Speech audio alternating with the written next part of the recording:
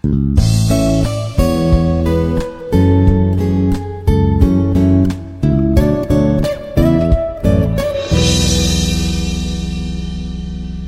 நாள் செய்தியும் ஒரு முக்கியமான செய்திதான். நிச்சயமாக உங்கள் ஒவ்வொருவரோடும் கர்த்தருடைய ஆவியானவர் இடைப்பட்டு பேசுவார் என்பதை நான் விசுவாசிக்கிறேன். இன்றைய நாள் செய்தி காணிக்கையோடு சம்பந்தப்பட்ட செய்தி. அதனால நீங்க இங்க இருக்கிறார்களும் நேரலையில் பார்க்கிறார்களும் இந்த காணிக்கைக்கு பின்னால ஓடுற ஊழியக்காரன் மாதிரி என்ன நினைச்சு கொள்ளக்கூடாது. இந்த நாங்கள் இன்றைக்கு பிரசங்கத்துக்கு நாங்கள் தியானத்துக்கு எடுத்துக்கொண்ட சம்பவத்துக்குள்ள காணிக்க இருக்கு. அதுக்காக நான் ஒன்றும் செய்ய முடியாது, அதை நான் ஒதுக்க முடியாது. ஆனால் காணிக்கை என்று சொல்லும் பொழுது பணம் மாத்திரமல்ல, எங்களுடைய வாழ்க்கையில் இருக்கின்ற ஒவ்வொரு விஷயமும் நாங்கள் என்ன விதமாக கர்த்தரோடு நாங்கள் எங்களுடைய உறவு இருக்கிறது என்பதை அது இன்றைய நாளில் உங்களுக்கு கற்றுக் கொடுக்கும். ஓகே, இன்றைக்கு நான் தியானத்துக்காக எடுத்துக்கொண்ட பகுதி, பிரசங்கம் பண்ணுவதற்கு எடுத்துக்கொண்ட பகுதி காயின் ஆபேலினுடைய கதை. எத்தனை பேர் உண்மையா வாசிச்சிருக்கீங்க காயின் ஆபேலுடைய கதை? நீங்க வாசிச்சிருக்கீங்களா? சொல்லுங்க. அப்போ நீங்க பைபிள் தானே வாசிச்சிருக்கீங்க.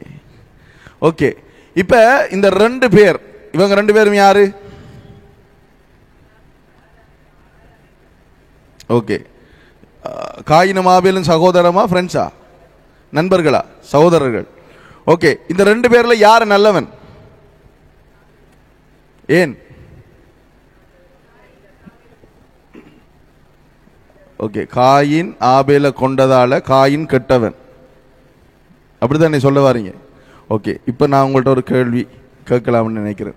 இப்போ ஒரு பொம்பளைய, ஒரு ஸ்கூல் படிக்கிற பிள்ளைய ஒருத்தன் ஏதோ ஒரு போதை வஸ்து ஏதோ ஒன்றை குடிச்சிட்டு கற்பழிக்க முயற்சி செய்கிறான், சரியா? அப்போ அந்த பிள்ளை தன்னை காப்பாற்றி கொள்றதுக்கு, தன் காப்பாற்றி கொள்றதுக்கு ஏதாலையோ அடிச்சுது, செத்து போயிட்டான். இப்போ யாரு நல்லவன், யாரு கெட்டவள்?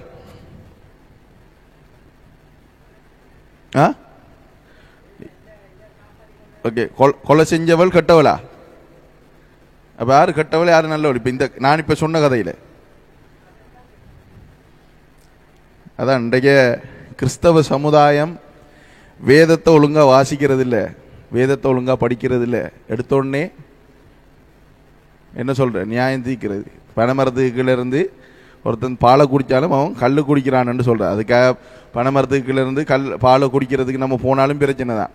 ஓகே, சரி. இன்றைக்கு காயின் ஆபேலினுடைய கதையினூடாக ஆண்டவர் எங்கள் ஒவ்வொருவரோடும் என்னத்தை பேச விரும்புகிறார் என்று சொல்லி நாங்கள் தியானித்து பார்ப்போம். ஓகே, ஆதியாகமம் 4ஆம் அதிகாரத்தை திருப்பிக் கொள்ளுங்க. இன்றைக்கு அங்கங்க நிறைய தூரம் ஓட தேவையில்ல, அதுக்குள்ளதான் இருக்குது. ஓகே, 1வது வசனத்தை நான் வாசிக்கிறேன். ஆதாம் தன் மனைவியாகிய ஏவாளை அறிந்தான், அவள் கர்ப்பவதியாகி காயினை பெற்று கர்த்தரால் ஒரு மனுஷனை பெற்றேன் என்றாள். இப்ப இந்த இடத்துல ஆதாம் ஏவாளுடைய நிலைமை என்ன, அதை நீங்க சொல்லுங்க. ஓகே, பாவம் செஞ்சிட்டாங்க, ஏதேன்ல இருந்து திரட்டப்பட்டுட்டாங்களா? ஓகே, பாவம் செஞ்சது சரியா பிள்ளையா? பிள்ளை. ஆண்டவர் அவங்களுக்குரிய நியாய தீர்ப்பை கொடுத்தாரா இல்லையா? கொடுத்து அனுப்பினார். அனுப்பப்பட்டாலும் இவங்க கர்த்தரை கனம் பண்றாங்களா இல்லையா? எப்படி சொல்றீங்க? பயபக்தி உள்ள ஒரு குடும்பம். அவங்க ஒரு இடத்துல இப்ப என்னடாப்பா, நாம ஆதாம் ஏவாளை விட அதி பரிசுத்தமா நம்ம சிந்திக்கிற, அவங்க இது செய்தானே, ஆதாமுக்கு ஏசுற, அவள் கொடுத்ததை சாப்பிட்டால் தானே, ஏவாளுக்கு ஏசுற, இவளுக்கு தேவையில்லாத வேலை தானே ஆஞ்சி சாப்பிட்டேன்னு சொல்லி ஏசுற. ஆனா அவங்க புல செஞ்சாங்க. ஏதோ நாம புல செய்யாத மாதிரியே இந்த கிறிஸ்தவர்கள் என்ன செய்யற, அவங்கள போட்டு நச்சரிக்கிற, ஏசுற. என்ன, காலையில நடந்த சம்பவம் மாதிரி ஏதோ எடுத்தோன்னே டஸ்ஸு புஷ் இங்கிலீஷில் பேசின மாதிரி அவனுக்கு அடிச்ச. அவர் இப்பதான் இங்கிலீஷ் படிக்கிறார். அவர வயசுல நீங்க கூட அதை வாச்சிருக்க மாட்டீங்க. வாச்சிருப்பீங்களா? இல்ல, ஒன்றும் தெரியா. ஏபிசிடியே தெரியா. ஏபிசிடி எத்தனை எழுத்து? 247 எழுத்து என்று சொல்றால்தான் நீங்க. அப்படி இருந்த நீங்க டக்குண்டு ஏன்னா நம்மட சுபாவம் அப்படி. என்ன, ஒருத்தனை டக்கண்டு நியாயம் தீர்த்து விடுற, டக்கண்டு ஜட்ஜ் பண்ணி விடுற. இவங்க பக்தி உள்ள குடும்பம். இங்க பாருங்க, ஆதாம் தன் மனைவியாகிய ஏவாளை அறிந்தான். பரிசுத்த வேதாமத்துல நான் சொல்லியிருக்கிறேன் சில சொற்பிரயோகங்கள். அறிந்தான் என்று சொன்னா, hi, what is your name? My name is Eval. Oh very good, glad to meet you என்று சொல்லி கை கொடுத்துட்டு போகல. அறிந்தான்டா என்ன, அவரை பத்தி அறிஞ்சு கொள்றது இல்ல. அறிந்தான் என்று சொல்றது அவங்களுடைய தாம்பத்திய உறவை இங்க குறிக்குது. சரிதானே? அறிந்தான். அவள் கர்ப்பவதியாகி காயினை பெற்று கர்த்தரால் ஒரு மனுஷனை பெற்றேன் என்றாள். அப்போ காயினுக்கு நல்ல பேரு தான் வைக்கப்பட்டிருக்கு. என்ன, காயின், கர்த்தரால் ஒரு மனுஷனை பெற்றேன் என்று ஒரு பேரை வச்சிருக்காங்க. இப்ப நம்ம ஆக்களோட இமேஜினேஷன் என்ன தெரியுமா, சிந்தனை. நான் சொல்றேன், இப்ப பாருங்க, இப்ப ஆதாம் ஏவாளும் பாவம் செஞ்சிட்டாங்க. செஞ்சதுக்கு பிறகு ஆண்டவர் என்ன செய்யறார், அவங்களுக்கு இப்படித்தான், நீ வேர்வை சிந்தி உழைப்பா, உன்னால பூமி சபிக்கப்பட்டிருக்குமோன்னே நம்ம என்ன செய்யறோம்னு சொன்னா, இந்த ஆதாம் ஏவாளோட படத்தை டிவியில பார்த்த மாதிரி டக்குன்னு பேக்ரவுண்ட் எல்லாம் இருட்டா மாறணுன்னே உடனே எல்லாமே உடனே நடந்த மாதிரி நாங்க நினைக்கிறோம். ஆண்டவர் அப்படி செய்யல. ஆண்டவர் அவர்களுக்கு உரிய நியாய தீர்ப்பை கொடுத்தார், தண்டனையை கொடுத்தார். அது நிறைவேறுவதற்கு காலங்கள் எடுத்தது. உடனே அங்க நிறைவேறல. ஏதேன் தோட்டத்தில் இருந்து மட்டும்தான் இவங்களை வெளியில அனுப்பியிருந்தார். இப்ப இந்த நேரத்தில் ஒரு கண்டம் தான் இருந்தது, ஒரு சமுத்திரம் தான் இருந்தது. ஏனென்றா நோவாவினுடைய ஜலப்பிரளயம் நடக்கவில்லை. இப்ப என்னத்துக்கு இதெல்லாம் சொல்றேன்டா, இப்ப நம்ம இந்த சம்பவத்தை வாசிக்கும் பொழுது நாம எங்களுடைய மனதில் நினைச்சு கொள்ளணும், அவங்க இருந்த சூழலை கொஞ்சம் எங்களோட சிந்தனையில எடுத்துக்கொள்ளணும். அப்ப இங்க எதுவுமே அங்க கெட்டு போகல, நுண்ணங்கிகள் இருக்கல. நுண்ணங்கிகள் வந்தது இப்ப நோவாவினுடைய ஜலப்பிரளயத்துக்கு பின்னால. கண்டங்கள் பல கண்டங்கள் ஆக்கப்பட்டதுக்கு அப்ப நோவாவினுடைய ஜலப்பிரளயத்துக்கு பிறகு. இப்ப இன்னும் நோவாவினுடைய ஜலப்பிரளயம் வரல. இப்பதான் மனுஷனை உருவாக்கி அவங்க ஒரு மிஸ்டேக் விட்டுட்டாங்க, ஆண்டவருக்கு கீழ்ப்படியல, ஆண்டவர் சொன்னதை கேட்கல. அவங்க என்ன நடந்துட்டு அப்ப வெளியில அனுப்பப்பட்டுட்டாங்க. இப்ப பூமி நல்ல நிலையில தான் இருக்குது, குளிர்ச்சியா தான் இருக்குது. என்ன, நல்ல நிலையில தான் இருக்கு. நல்ல நிலையில இருக்கா இல்லையா? உங்களுக்கு வேணும்னா நான் காட்டுறேன், பூமி நல்ல நிலையில தான் இருக்குன்றதுக்கு. ஓகே, இப்ப 3ஆம் அதிகாரத்தை ஆதியாகமத்திலேயே பாத்தீங்கன்னா, 3ஆம் அதிகாரத்துல இப்ப இவங்க அந்த சாப்பிட வேணாம் என்று சொன்ன பழத்தை சாப்பிட்டாங்க. சாப்பிட்டதுக்கு எல்லாம் பிறகு 8வது வசனத்தை யாரோ ஒரு ஆள் வாசிங்க, நீங்க வாசிச்சதான் உங்களுக்கு விளங்கும்.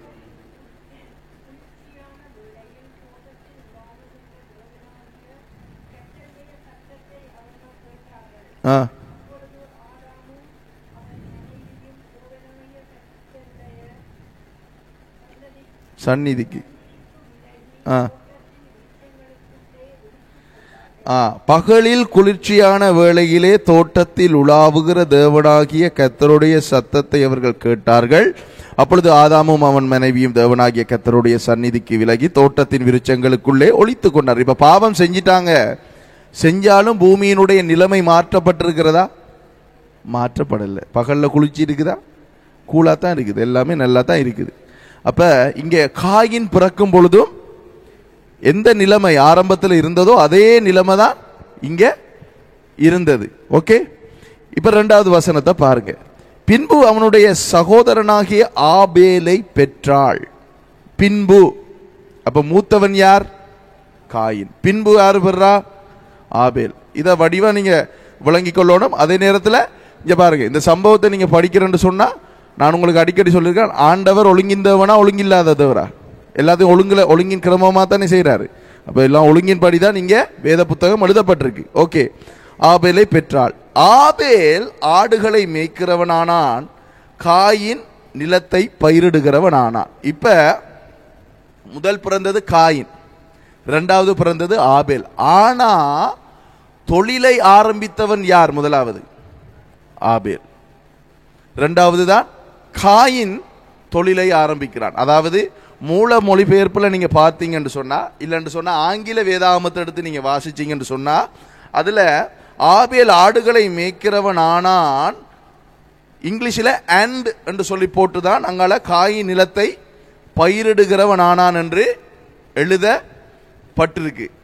அல்லது வா என்கின்ற எபிரேய சொல் பயன்படுத்தப்பட்டிருக்கின்றது. ஆபேல் மந்தை மேய்ப்பவனானான், வா காயின் என்று, அதாவது அதுக்கு பிறகு பின்பு, அதாவது வா அண்டா பின்பு என்றதுக்கு அர்த்தம். சரிதானே? பயிரிடுகிறவனானான். மூன்றாவது வசனத்தை பாருங்க. சில நாள் சென்ற பின்பு காயின் நிலத்தின் கனிகளை கர்த்தருக்கு காணிக்கையாக கொண்டு வந்தான். இப்ப ரெண்டு பேரும் தொழில் செய்யறாங்களா இல்லையா? ரெண்டு பேரும் செய்யறாங்க. யாரு முதல் தொழில் ஆரம்பிச்சது? ஆபேல். ஆபேலுக்கு இப்ப நான் உங்கள்ட்ட ஒரு கேள்வி கேட்கிறேன். இப்ப பூமியெல்லாம் நல்ல நிலையில தானே இருக்கு. ஆபேல் கட்டாயம் தொழில் செஞ்சுதான் பிழைக்கணும்ன்றது கட்டாயம் இருக்கா? இல்ல, எல்லாம் இருக்குது, எல்லா ஃபெசிலிட்டிஸும் இருக்குது, எல்லாம் அங்க கொடுக்கப்பட்டிருக்கு. அங்க ஆண்டவர் நியாய தீர்ப்பை சொன்னதோடனே எல்லாம மாறல. சரிதானே? இவங்களுக்கு ஏதேன் மட்டும்தான் இல்லாம போச்சு. இன்னும் ஒரு நியாய தீர்ப்பும் நடக்கல. அடுத்த விஷயம் இங்க மழை பெய்யல, குளிர்ச்சியாகத்தான் இருக்குது. இந்த மூடு பனி தான் எழும்பி இந்த மரங்கள் எல்லாம் நினைக்குது. ஆண்டவர் எல்லாத்தையும் இதான் கொடுத்து. ஆனா இவங்க தொழில் செய்ய வேண்டிய அவசியம் இங்க இல்ல. ஆனா அவன் தொழில் செய்யறான். ஆபேல் மந்தை மேய்க்கிற தொழில அவன் தெரிந்து கொண்டு செய்யறான். காயின் என்ன செய்யறார்? அவர் நிலத்தை பயிரிடுகிற ஒரு ஆனர். இப்ப மூன்றாவது வசனத்தின்படி நீங்க பாருங்க, யாரு முதல் கர்த்தருக்கு காணிக்கை கொண்டு வர? அப்ப இப்ப நீங்க சொன்ன மாதிரி காயின் நல்லவனா கெட்டவனா? நல்லவன் தான், ஆனா கெட்டவன். இந்த ரஜினிகாந்த் ரமணமாய் நல்லவனுக்கு நல்லவன், கெட்டவனுக்கு கெட்டவனா?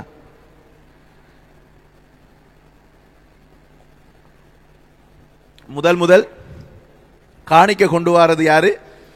காயின். காயின் கொண்டு வருகிறான். இப்ப சிலாக்கள் சொல்லுவாங்க என்னன்னு சொன்னா, காயின் காணிக்கை முதல் கொண்டு வந்தாலும் அவன் அழுகி போன ஊசி போன கனிகளை, பழத்தையோ மிரக்கரையோ கரட்டெல்லாம் கொண்டு வந்திருப்பான். அழுகி போறதுக்கு, ஊசி போறதுக்கு நான் அப்போதை சொன்ன மாதிரி இன்னும் நுண்ணங்கிகள் பூமிக்குள்ள வரல. அந்த நேரத்தில் ஓசோன் படலம் என்கின்ற, இன்றைக்கு ஓட்ட விழுந்துட்டு சொல்ற அந்த ஓசோன் படலம் எல்லாம் நல்லா தான் இருந்தது. ஏன் ஓசோன் படலத்தில் ஓட்ட விழ ஆரம்பிச்சதுன்னு சொன்னா, நீங்க நோவாவின் ஜலப்பிரளயத்தை வாச்சிங்கன்னு சொன்னா உங்களுக்கு தெரியும். அவர் வானத்து மதகுகளை திறந்து வானத்தில் இருக்கிற தண்ணியெல்லாம் கொண்டு வரார் பூமிக்கு. எங்க கொண்டு வர? பூமிக்கு. அதாவது பூமி எப்படி நோவாவின் வெள்ளத்தில் ஆட்கப்பட்டது தெரியுமா? ஆதியாகமம் 1 அதிகாரம் 2வது வசனத்தில் எப்படி பூமி ஒரு என்ன சொல்றது, நீரினாலே சூழப்பட்ட ஒரு கோலமா இருந்ததோ, நிலமில்லாம ஒரு தண்ணி கோலமா இருந்ததோ, அந்த நிலைக்கு கொண்டு வந்தார் ஆண்டவர் நியாய தீர்ப்புல. அப்ப அதுக்கு பிறகுதான் இந்த ஓசோன் படையில ஓட்ட விழ ஆரம்பிச்சதுக்கு பிறகு நியாய தீர்ப்பு அங்கதான் ஆரம்பிக்குது. சூரிய வெளிச்சம் என்ன செய்யுது? நேரடியாகவே பூமிக்குள்ள பட ஆரம்பிக்குது. பட ஆரம்பிக்கும் பொழுது என்ன நடக்குது? நுண்ணங்கிகள், கிருமிகள் இதெல்லாம் பெருக ஆரம்பிக்குது. அப்படி நுண்ணங்கிகள் கிருமிகள் பெருகினபடினாலதான் நோவா தாத்தா என்ன செஞ்சார்? அவர் திராட்சை ரசத்துல வளமையா திராட்சை தோட்டம் வச்சு பழம் எடுத்து அவர் ரசம், அந்த ஜூஸ் குடிக்கிற மாதிரி குடிச்சார். அவர் எடுத்து அதை வச்சிருந்தார், அது நொதிச்சிட்டு. சாராயம் தயாரிக்கிற அப்படித்தானே, என்ன செய்யற, வைன் தயாரிக்கிறபடி பழத்தை போட்டு நொதிக்க வைப்பாங்க. நொதிச்சு அது புளிச்சு அதுல சாரை எடுத்து தான் அது வைன், எத்தனால் என்ற தன்மைக்கு அது வரும். அது அந்த நிலைக்கு வந்ததுக்கு பிறகு அது வைன் ஆகுது. அப்ப இவருக்கு அது தெரியாது. ஆனா இப்ப பேஸ்புக்ல அதுல எல்லாம் போடுவாங்க, குடிகாரன் நோவா தாத்தாவை கர்த்தர் பயன்படுத்தினார் என்று. குடிகாரனை பயன்படுத்துறது கர்த்தர் என்ன பாவியா? கர்த்தர் பரிசுத்தர். அவர் குடிகாரன் தெரிஞ்சோல்ல. நோவா அவர் திராட்சை ரசத்தை வச்சு அவருக்கு தெரியாது, குடிச்சார், அவர் வரிச்சார், அவரையே கடந்தார். சரிதானே? அப்ப நோவாவினுடைய வெள்ளத்துக்கு பிறகுதான் இதெல்லாம் வந்தது. ஆனா இங்க காயின் கொண்டு வந்த அந்த காணிக்கை தரமுள்ளதாகத்தான் இருந்தது, ஸ்டாண்டர்டாகத்தான் இருந்தது, எதுவுமே குறை இல்லை. ஓகே, இப்ப 4வது வசனத்தை பாருங்க. ஆபேலும் தன் மந்தையின் தலையீற்றுகளிலும் அவைகளில் கொழுமையானவைகளிலும் சிலவற்றை கொண்டு வந்தான்.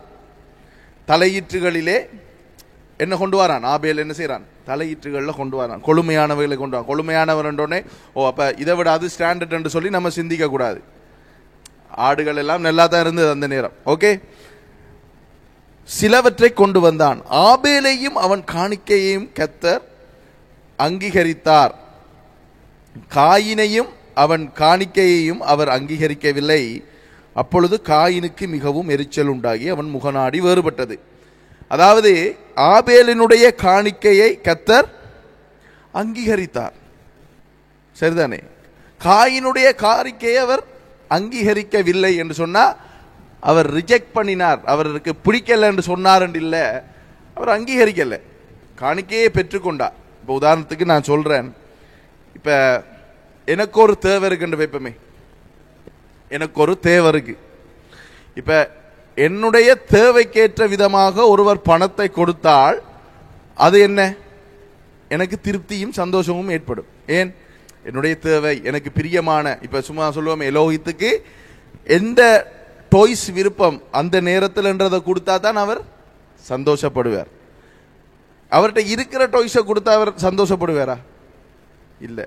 அத மாதிரி கர்த்தருக்கு பிரியமான, அவர் அங்கீகரிக்கக்கூடிய காணிக்கையை கொடுத்தா தான் அவர் சந்தோஷப்படுவார். இன்னொரு தடவை சொல்றேனே, எனக்கு யாராவது ஒரு மேக்கப் செட்டை கொடுத்தா நான் என்ன செய்யறேன்? மேக்கப் செட்டை வச்சு ஓகே, அதை ரிஜெக்ட் பண்ணவும் இல்லை. எனக்கு இல்லை, ஒரு ஆள் மரியாதை வச்சு ஒரு மேக்கப் செட்டை தாரேன், தேங்க்யூ என்று வேண்டி என்ன செய்யலாம்? இவைக்கு கொடுக்கலாம், இல்லை யாருக்காவது கொடுக்கலாம். நான் பாவிக்கலுமா? அது எனக்கு பிரயோஜனமா? இல்லை. அதனால நான் கொண்டு வரவர்கிட்ட முகத்தில் அடிச்ச மாதிரி சொல்லலுமா? எடுத்துட்டு போங்க, இதே என்ன இது மேக்கப் செட் நான் பாவிக்கிறான்னு சொல்லி சொல்ல முடியுமா? சொல்ல முடியாது. அப்படி ஒன்று இருக்குதானே. இப்போ எலோகித்திர பிறந்த நாளுக்கு நிறைய பேர் கிஃப்ட் கொடுத்தாங்க. சில கிஃப்ட்டுகள் நம்ம அவருக்கு பயன்படுத்தலாம், சில கிஃப்ட் பயன்படுத்த முடியாது. பயன்படுத்தாத கிஃப்ட் அவங்களோட முகத்தில் தூக்கி எறியலுமா? இது என்ன கிஃப்ட் கொண்டு போன்னு சொல்லி சொல்லலுமா? சொல்ல முடியாது. ஆனால் என்ன செய்வோம்? அந்த கிஃப்ட் எடுத்து பயன்படுற இன்னொரு ஆளுக்கு கொடுப்போம்.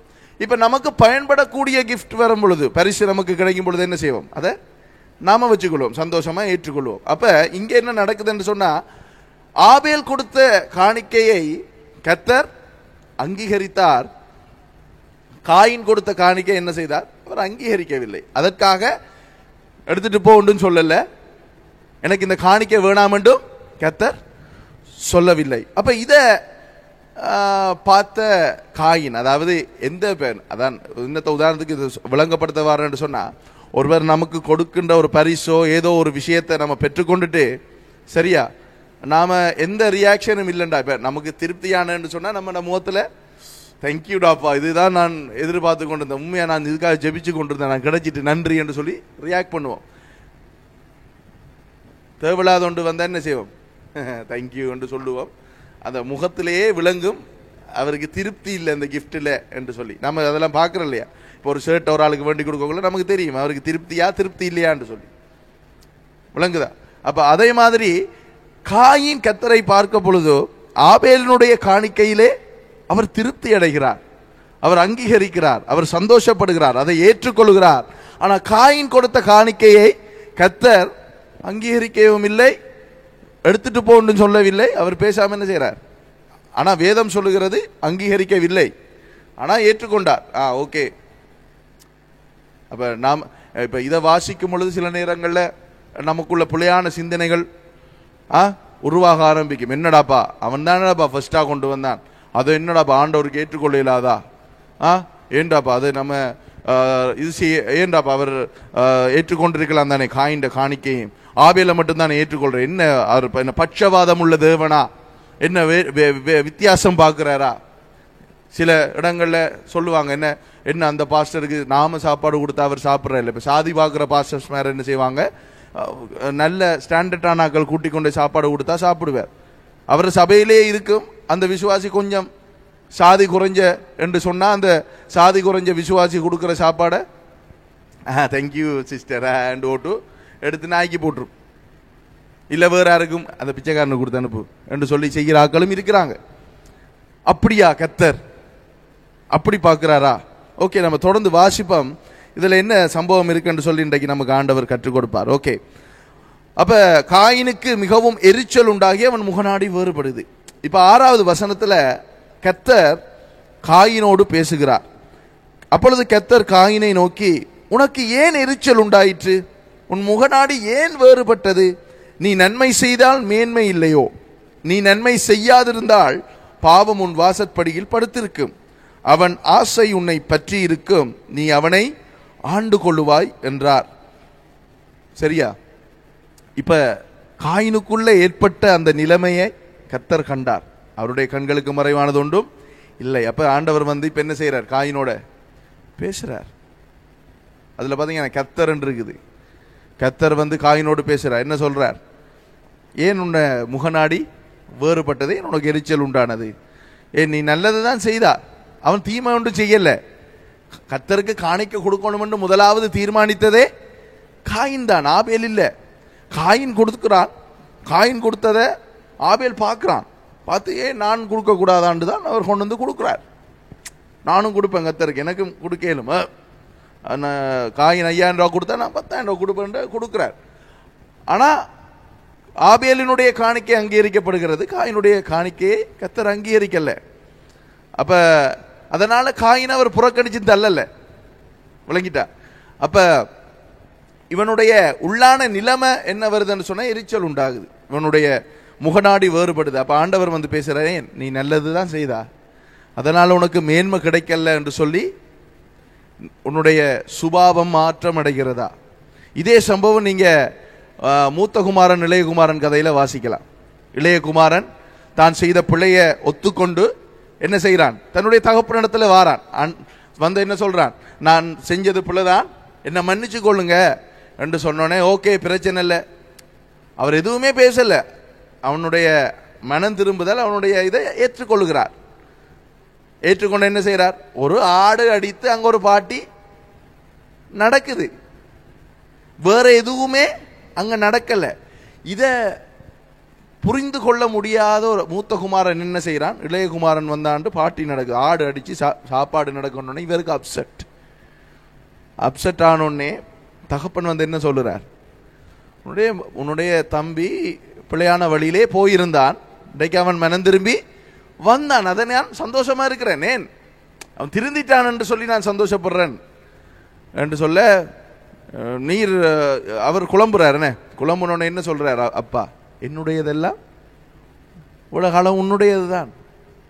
அவர் அங்க சொத்துலகத்தில் ஒன்றும் கொடுக்கல தம்பிக்கு, வெறும் ஒரு ஆடு தான் அடிச்சு அங்க சாப்பாடு நடக்குது. அதே நிலைமை தான் இங்க என்ன நடக்குது? காகின ஆண்டவர் ஒதுக்கல்ல, எங்கேயுமே ஒதுக்கல்ல. எடுத்துட்டு போண்ட காணிக்க எனக்கு வேணாம் என்று சொல்லி முகத்தலை பேசினமாயி பேசல. அவர் அதை ரிசீவ் பண்ணி கொண்டார். ஆனா அவர் ரிசீவ் பண்ண விதத்தை அவன் விளங்கி கொண்டான். இப்ப ஆபேல் கொடுத்ததையும் இவர் கொடுத்தத விதத்தையும் விளங்கி கொண்டார். இதுல இருந்து என்ன ஆண்டவர் சொல்றாருண்டா, நம்மளோட என்னத்தை பேசுறாருண்டா, நாம என்ன விதமாக ஆண்டவருக்கு பிரியமான விதமாகத்தான் நாங்க, அது காணிக்கையா இருக்கட்டும், அல்லது இந்த ஆராதனையில வந்து இருக்கிறதா இருக்கட்டும், அல்லது அவரை ஆராதிக்கிற முறைமையா இருக்கட்டும், அல்லது ஜெபிக்கிறதா இருக்கட்டும், வேதத்தை வாசிக்கிறதா இருக்கட்டும், ஏதோ கடமைக்கு நாங்க செய்யணும் என்று சொல்லி செய்யறோமா, இல்லைன்னு சொன்னா ஆண்டவரை பிரியப்படுத்தும் விதமாக நாங்க செய்யறோமா? ஆண்டவர் மனுஷனை தன்னுடைய சாயலாகவும் தன்னுடைய ரூபத்தின்படியும் சிருஷ்டித்ததனுடைய ஒரே நோக்கம், அவனுக்கூடாக இவருடைய சுபாவமும் ரூபமும் கனிகளும் இவரை போல இருக்கிற விஷயங்கள் அவனுக்குள்ள வெளியில வராத கண்டு அவர் சந்தோஷப்படுவதற்கு தான் சிருஷ்டித்தார். உதாரணமா எப்படி சொல்றது? இப்ப நமக்கு ஒரு மகன் இருக்கிறார். இப்ப அவர் மூலமா சில விஷயங்கள் அவர் ரியாக்ட் பண்ணுவார் தானே. அப்ப நமக்கு அவர் இப்ப சும்மா சொல்லுவோம், இப்படி வந்தா அவர் இந்த கீபோர்ட்ல அடிக்கக்குள்ள நமக்கு ஒரு சந்தோஷம் வரும். என்ன, நம்மள மாதிரி மகனும் அடிக்கிறாராப்பா கீபோர்ட். அப்ப அவர் மார்க்ஸ் எடுத்து வரக்குள்ள என்ன சந்தோஷம் உண்டு வரும்? என்ன சந்தோஷம் வரும்? நம்மள மாதிரி படிச்சு மார்க்ஸ் எடுக்கிறாராப்பா. அவ இப்போ டக்குன்னு சிரிக்கிறாவோ, ஏதோ அவ வந்து 10க்கு 10 எடுத்துட்டு வந்த மாதிரி. அவட பேப்பர் எடுத்து பார்த்தா தான் தெரியும். அப்ப நம்மட சுபாவங்கள் நம்மட பிள்ளைகளுக்கூடாக வெளிப்படும் பொழுது, நம்மகிட்ட இருக்கிற விஷயங்கள் பார்க்கும் பொழுது நமக்கு ஒரு சந்தோஷம் வரும். அதே போலதான் ஆண்டவரும் மனுஷர்கள் அவருடைய சாயலாகவும் அவருடைய ரூபத்தின்படியும் செயல்படும் பொழுது அவரும் அதை பார்த்து சந்தோஷப்படுகிறார். இப்ப ஆபேலினுடைய காணிக்கையை ஏற்றுக்கொண்டார் என்றால், ஆண்டவர் பாவத்துக்கு பின்பதாக மனுஷன் அவரை சேர வேண்டும் என்று சொன்னால் எப்படி சேர வேண்டும் என்கின்ற உதாரணத்தை ஏற்கனவே ஆதாம் ஏவாளுக்கு காட்டி கொடுத்தாரா இல்லையா? கொடுத்தாரா? ஓகே, முழுசரிங்க. அப்ப அதை பார்த்துருவோம்.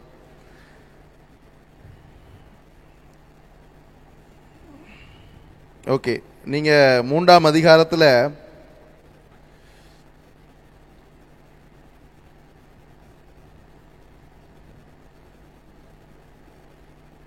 21வது வசனத்தை வாசிங்க.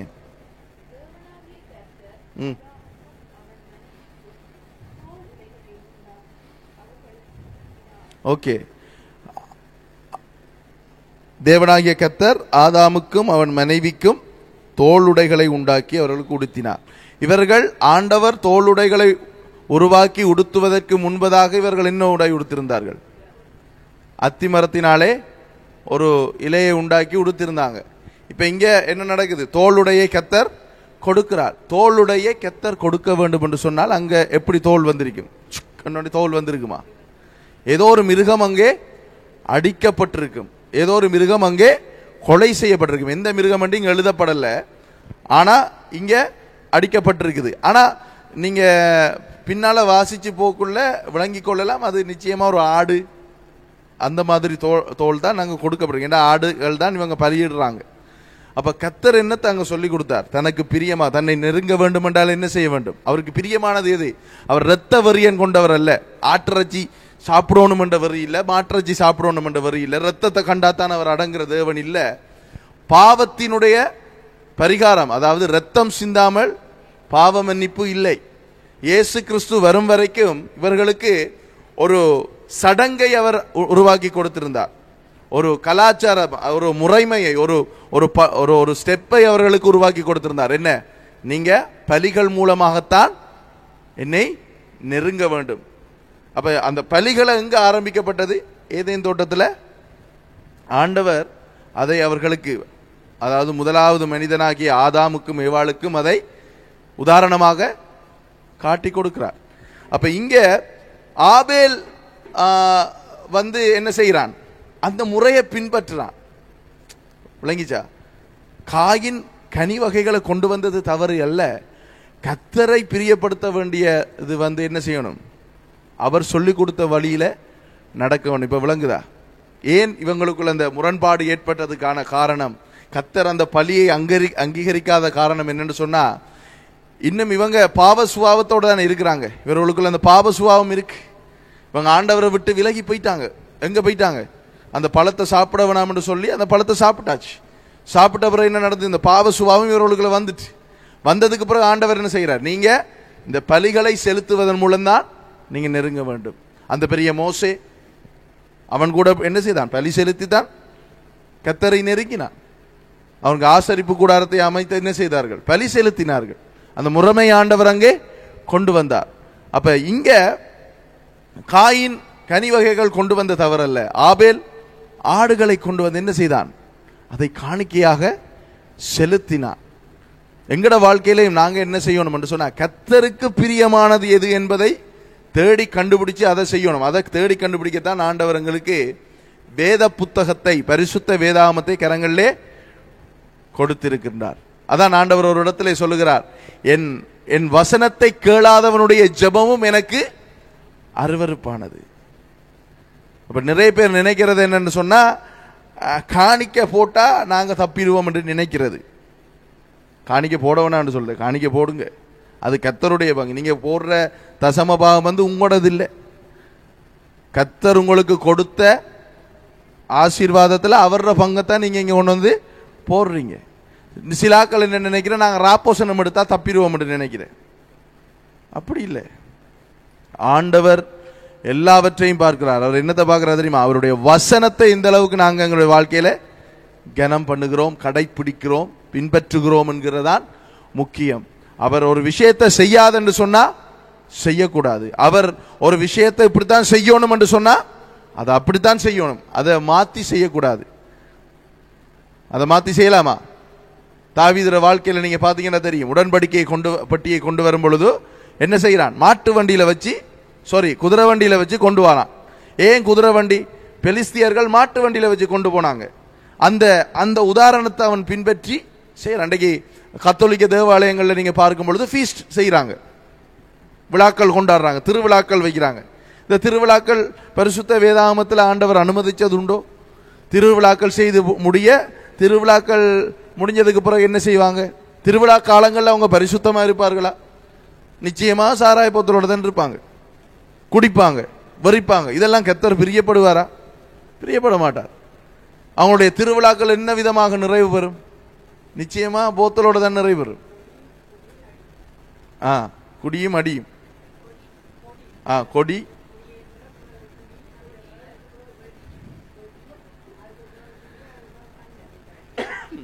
அப்ப இதெல்லாம் நடக்குது. அப்ப ஆண்டவர் எந்த விதமாக அவருக்கு பிரியமான விதத்திலே அவர் என்னத்தை நம்மிடத்தில் எதிர்பார்க்கிறாரோ அதை நாங்கள் கொடுக்க வேண்டும். விளங்கிச்சா? நம்முடைய ஆராதனை, நம்ம பாடல் பாடலாம், 1000 பாட்டு பாடலாம், ஆனா ஆண்டவரை பிரியப்படுத்தும் விதமாக பாடல் பாடணும். சிலாக்களுக்கு ஆராதனை என்றால் என்னன்னு தெரியாது. ஆராதனை நேரத்தில் போய் ஐயோ நான் புழுவாய் இருக்கிறேனே, நான் எலியாய் பிறந்தேனே என்று சொல்லி அந்த பாட்டு ஆண்டவர் எதிர்பார்க்க. ஆராதனை என்பது கர்த்தருக்கு கொடுக்கிறது. அவரை உன்னதர் என்று சொல்லி அவரை உயர்த்தி பாடுகிறது, அவரை மகிமைப்படுத்தி பாடுகிறது தான் ஆராதனை. இன்னைக்கு பிரசங்கத்தில் தேவனுடைய வார்த்தையில் என்ன, இன்னைக்கு ஷார்ட்கட் வந்துச்சு. ஏன்? ஜனங்களை பிரியப்படுத்த வேண்டிய நிலைமை ஏற்பட்டது. யூதா புத்தகம் எடுங்க, புதிய ஏற்பாட்டு வேதாகமத்தில்.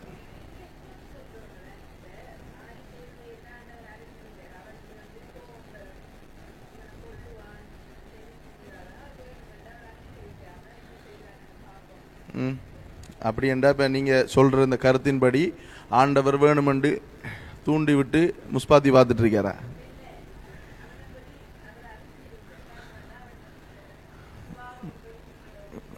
சுபாவம் வெளிப்படுறதுக்கு அதைத்தானே நான் ஆரம்பத்திலே சொன்னேன். ஆதாமும் ஏவாளும் காயினுக்கு என்னென்று பேர் வைக்கிறாங்க? கர்த்தரால் ஒரு மனுஷனை பெற்றேன் என்று பேர் வைக்கிறாங்க. சரிதானே?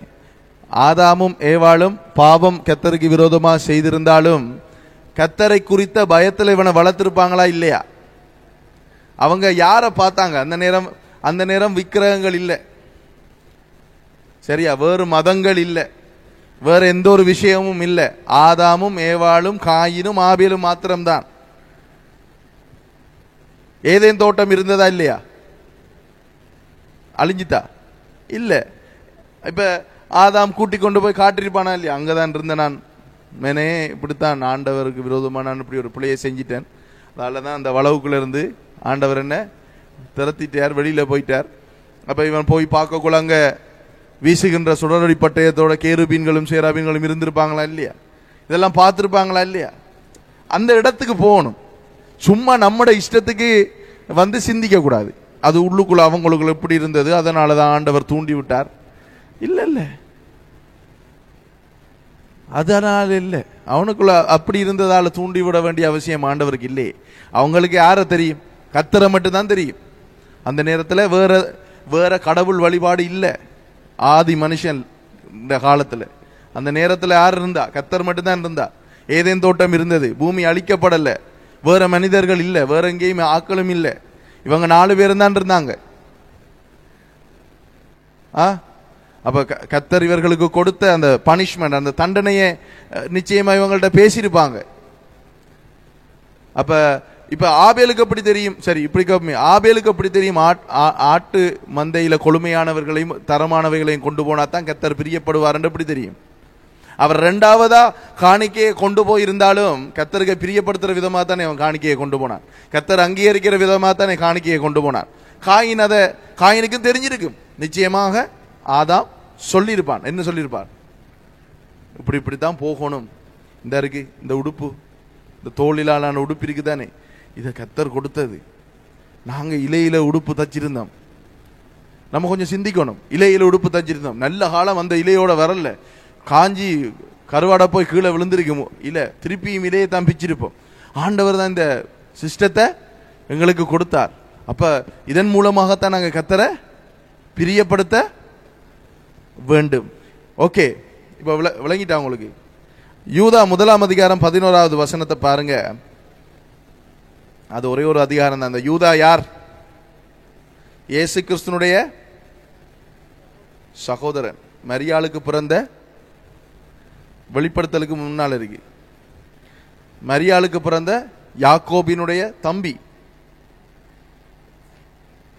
யோசேப்பு தான் இவங்களோட அப்பா. 11வது வசனம் பாருங்க. இவர்களுக்கு ஐயோ. யாருக்கு என்று சொல்லி பாருங்க. இவர்கள் காயினுடைய வழியில் நடந்து என்று சொல்லி இங்க எழுதப்பட்டிருக்கு. காயினுடைய வழியிலே நடக்கிறவர்களுக்கு என்னவாம்? ஐயோவாம். காயினுடைய வழியிலே நடக்கிறவர்கள் எப்படிப்பட்டவர்கள்? தங்களுக்கு இஷ்டமானதை தாங்க பிரியப்படுகிறதை கர்த்தருக்கு கொடுப்பார்கள், கர்த்தர் பிரியப்படுகிறதை கர்த்தருக்கு கொடுக்க மாட்டார்கள். தங்களுக்கு எது நலமா இருக்குதோ அதை மட்டுமே வேத புத்தகத்திலிருந்து எடுத்து வச்சு கொள்ளுவாங்க. கர்த்தர் எதை நலமா வைத்திருக்கிறாரோ, கர்த்தர் எதை நலமாய் உருவாக்கி வைத்திருக்கிறாரோ அதை கருத்தில் கொள்ள மாட்டார்கள். ஆண்டவர் சொல்லுகிறார், நீ பரிசுத்தம் இல்லாமல் தேவனை தரிசிக்க முடியாது. இவங்க பரிசுத்தத்தை பத்தி பேச மாட்டாங்க. எப்படி நாம வேத வசனங்களை வச்சு ஷார்ட்கட்டா பாவம் செய்யலாம், எப்படி வேத வசனங்களை வச்சு குறுக்கு வழியில பணம் சம்பாதிக்கலாம், எப்படி வேத வசனங்களை வச்சு திருச்சபையை வைத்து கர்த்தருடைய ஊழியத்தை வச்சு நாங்க ஒரு ஃபேமை உருவாக்கலாம் என்று சொல்லி செயல்படுகிறவர்களா இந்த காயினுடைய சுபாவம் உள்ள மனிதர்கள். அவர்களுக்கு என்ன சொல்லப்பட்டிருக்கு வேதத்துல? ஐயோ. காயின் முதலாவதாக காணிக்கையை கொடுத்திருக்கலாம், காயின் முதலாவதாக திருச்சபைக்கு வந்திருக்கலாம், காயின் தான் முதலாக ஊழியம் செய்திருக்கலாம், காயின் தான் முதலாக மைக் பிடிச்சிருக்கலாம், காயின் தான் முதலாக கீபோர்ட் வாச்சிருக்கலாம். ஆனால் இவைகள் எல்லாவற்றிலும் கர்த்தர் பிரியப்பட்டாரா என்று கேள்வி ஒன்று கேட்டா இல்லை என்றுதான் அதுக்கு பதில். ஏன்? கர்த்தர் எதை செய்ய சொல்லுகிறாரோ அதை செய்ய வேண்டும். சிலர் ஊழியத்துக்கு வருவாங்க, ஆண்டவர் அவர்களை அழைத்து ஒரு ஊழியத்தை கொடுத்திருப்பார், அவங்களுக்கு அந்த ஊழியம் செய்ய விருப்பம் இல்லை, அவங்க என்ன செய்வாங்க? தங்களுக்கு எது விருப்பமோ அதை செய்ய வலிக்கிடுவாங்க. ஒருவரை ஆண்டவர் சுவிசேஷ ஊழியத்துக்கு அழைச்சிருப்பார், அவங்க சுவிசேஷ ஊழியம் செய்யாம என்ன செய்வாங்க? அவங்க போயிட்டு சொல்லுவாங்க, நான் பாஸ்டர் அழைக்கப்பட்டிருக்கேன் என்று சொல்லி. ஒருவரை ஆண்டவர் ஆராதனையை வழி நடத்துவதற்கு அபிஷேகம் பண்ணி அழைத்திருப்பார், சரியா? அப்ப அவர் போயிட்டு என்ன செய்வார்? நான் பைபிள் டீச்சர் என்றுவார், நான் வேதாகமத்தை கற்றுக் கொடுக்கத்தான் அழைக்கப்பட்டிருக்கிறேன் என்று வேதத்தை கற்றுக் கொடுத்து அவற்றை வேதத்தை கற்றுக் கொள்ளுகிறவர்களும் குழப்பத்தில் போய் எல்லாமே உடைஞ்சி கீழே விழுந்து நாசமா போற அளவுக்கு போகும். ஏன் நாசமா போனது? ஏன் விழுந்து போனது? கர்த்தருக்கு பிரியம் இல்லை. ஆண்டவர் எதை பிரியப்படுகிறார் என்று சொல்லி பார்த்து நாங்க செய்ய வேண்டும். பண விஷயத்திலே அப்படித்தான். காணிக்கை நாங்க போடலாம், நான் இங்க இருக்கிறார்களுக்கு மட்டும் இல்லை, நான் எல்லாருக்கும் சேர்த்தான் சொல்றேன். பணத்தை நாங்க போடலாம், ஆனா அந்த போடுற பணத்துல நாங்க உண்மையாக போடுகிறோமா, கர்த்தர் அதுல பிரியப்படுகிறாரான்றதை கர்த்தர் பார்ப்பார். எனக்கு தெரியாது. நான் தான் சொன்னேன், ஓய்வு நாளை பரிசுத்தமாக ஆசரிப்பாயாக என்று சொல்லப்பட்டிருக்கு. அதை சொல்லிக் கொடுக்கிறது என்னுடைய கடமை, அதை பின்பற்றுறது பின்பற்றாமல் இருக்கிறது உங்களுடைய விஷயம். நான் உங்களை கையை பிடிச்சி இல்லை பின்பற்றத்தான் வேணும் என்று சொல்லி நான் சொல்ல முடியாது. நான் கற்றுக் கொடுப்பது தான் என்னுடைய ஊழியம், இதை பிரசங்கம் பண்ணுவதுதான் என்னுடைய ஊழியம். அதை பின்பற்றுவதும் பின்பற்றாமல் இருக்கிறது உங்க கூட தனிப்பட்ட அபிப்பிராயம். அதை பின்பற்றாமல் போற நேரம் உங்களோட கையில் இருக்கிற ஆசீர்வாதத்தை ஆண்டவரே கையால் தட்டி விட்டாரண்டா, கர்த்தரே தட்டி விட்டாண்டா நம்ம என்ன செய்ய முடியும்? ஒன்றும் செய்ய முடியாது. அதுக்கு பிறகு அழுது புலம்பி வேலை. அதுதான் நாங்கள் எங்களோட வாழ்க்கையில் ஆண்டவருக்கு பிரியமாக தான் நாங்கள் நடக்க வேண்டும். இப்போ இந்த இடத்துல நாங்கள் செய்கிற ஆராதனையும் ஒவ்வொரு ஞாயிற்றுக்கிழமையும் ஒவ்வொரு வியாழக்கிழமையும் ஒவ்வொரு உபவாச கூட்டமும் நான் ஆண்டவர்கிட்ட கேட்குற விஷயம் ஒன்றே ஒன்று தான், ஆண்டவரே உமக்கு பிரியமானது எதுவோ அதை சொல்லித்தாரோம், அதன்படி நாங்கள் செய்கிறோம். ஆக்கள் வராங்களா இல்லையா அது அடுத்த பிரச்சனை. ஆக்களை வச்சு நாம் என்ன செய்கிறேன்? உண்மையாகவே என்ன சொல்கிறேன், 4 பேர் 5 பேர் 10 பேர் இருக்கிறது நமக்கு போதும். விளங்கிட்டா? நிறைய பேர் 1000 பேரை வச்சு 1000 பேர்லையும் ஒவ்வொருத்தனையும் போய் பார்க்கும் பொழுது ஒவ்வொருத்தனும் ஒவ்வொரு விதமாக வாழுவான். என்ன சில வீடியோக்களில் பார்க்குறோம், முன்னுக்கு நிற்கிறாங்க, என்ன ஊழியம் செய்கிறோம்னு நிற்கிறாங்க, ஆனால் அவங்களோட வீட்டை போய் பார்த்தா தெரியும் அவங்களோட நிலைமை என்னன்னு சொல்லி. அப்படி நம்ம ஒரு சந்ததியை உருவாக்குறத விட ஒரு 10 பேரை வச்சு சரியா 10 பேரையும் ஒழுங்கா மேய்ச்சி அவங்களை கர்த்தருக்குள்ள வழி நடத்துறது நல்லது. ஆகையினால ஆண்டவருடைய வருகையின் நாட்களிலே வாழ்கின்றவர்களாகிய நாங்கள் ஒவ்வொருவரும், சரிதானே, இது காணிக்கை மாத்திரமல்ல, ஆண்டவர் பிரியப்படுகின்ற காரியங்கள். ரோமர் 12ஆம் அதிகாரம் 1வது வசனத்தில் நீங்க வாசிங்கன்னா உங்களுக்கு தெரியும், எங்களுடைய சரீரங்களை ஜீவ பலியாக ஒப்பு கொடுப்பதே கர்த்தருக்கு பிரியமான ஆராதனை. சிலாக்கள் என்ன செய்வாங்கன்னு சொன்னா, அவங்க சரீரம் இங்க இருக்கும், மனது வேற எங்கேயும் இருக்கும், ஆண்டவர் ஆராதிக்க மாட்டாங்க. நமக்கு பாடல் தெரியாது என்று சொன்னாலும் என்ன செய்யறது, நம்ம கையை வைத்து ஆண்டவர் ஆராதிக்கலாம். நமக்கு தெரிஞ்ச விதத்தில் ஆராதிக்க வேண்டும், மகிமைப்படுத்த வேண்டும். ஆண்டவர் தமக்கு பிரியமானதை நம்மிடத்திலே எதிர்பார்க்கிறார். அப்ப இன்றைக்கு காயின் ஆபேலினுடைய இந்த சம்பவத்தினூடாக அங்கால நீங்க பாத்தீங்கன்னு சொன்னா அவர்கள் வயல்வெளியில் இருக்கிறாங்க. பிறகு காயின் ஆபேலை கொலை செய்தான். ஏன்? அவனுக்குள்ள அந்த கசப்பினுடைய நிலம் என்ன மாறல. கர்த்தர் பேசி இருந்தாலும் மாறல. இன்றைக்கு நிறைய பேர் அப்படி இருக்கிறாங்க. எப்படி? ஆண்டவர் பேசுறார், இது வேணாம், இது கூடாது, விட்டுரு என்று சொன்னாலும் அவனுடைய நிலைமை மாறல. கிறிஸ்தவம் என்கின்றது, அதான் நான் அடிக்கடி சொல்லுவேன் தானே, கிறிஸ்தவம் என்கின்றது ஏதோ கூடி அல்லேலூயா ஆமேன்னு சொல்லி 4 பாட்டை பாடிட்டு போறதில்ல. நம்முடைய வாழ்க்கையில கிறிஸ்து தேவன் வெளிப்பட வேண்டும். அதுதான் கிறிஸ்தவம். ஆகையினாலே உங்களுடைய வாழ்க்கையில இங்க இருக்கிற நீங்க அல்லது நேரலையில பார்க்கிற உங்களுடைய வாழ்க்கையிலே ஆண்டவருக்கு பிரியமான விதமாக நீங்க செய்கிற ஊழியமா இருக்கட்டும், நீங்க பாடுகிற பாடலா இருக்கட்டும், நீங்க சாப்பிட்ற சாப்பாடா இருக்கட்டும், நடக்கிற விதமா இருக்கட்டும், சகல விஷயமும் கர்த்தர் உங்களோடு பிரியமா இருக்கும் விதமாக நீங்க நடந்து கொள்ளுங்க. ஏன் நான் கர்த்தருக்கு பிரியமா இருக்க வேண்டும் என்று சொல்லி ஒரு கேள்வியை நீங்க கேட்டீங்கன்னு சொன்னா அவர் உங்கள்ட்ட சொல்லுவார், நானே கர்த்தர், நான் தான் உன்னுடைய எஜமான், நான் சர்வ வல்லமை உள்ள தேவனாகிய நானே எஜமான். ஆகையினாலே இன்றைய நாள் இந்த தியானத்தில் நிச்சயமா ஆவியானவர் உங்கள் ஒவ்வொருவரோடும் பேசியிருப்பார் என்று விசுவாசிக்கிறேன்.